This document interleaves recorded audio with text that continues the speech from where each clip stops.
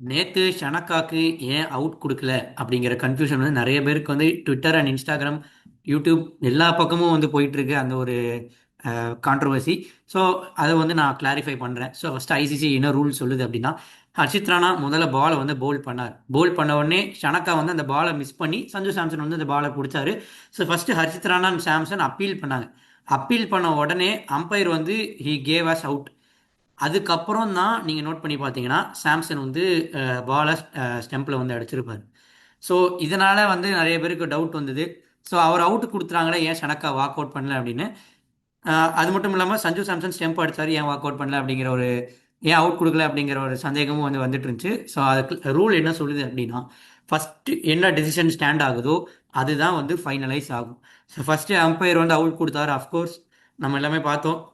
Card பிஹைண்டுக்கு தான் அவங்க appeal கேட்டிருந்தாங்க. அந்த கார்ட் பிஹைண்டுக்கு தான் முதல்ல வந்து அவுட் கொடுத்துருந்தாரு அம்பையர். அதை வந்து ஷனக்கா ரிவ்யூ பண்ணாரு. ரிவ்யூ பண்ணப்போ அவருக்கு வந்து நாட் அவுட் கொடுத்துட்டாங்க.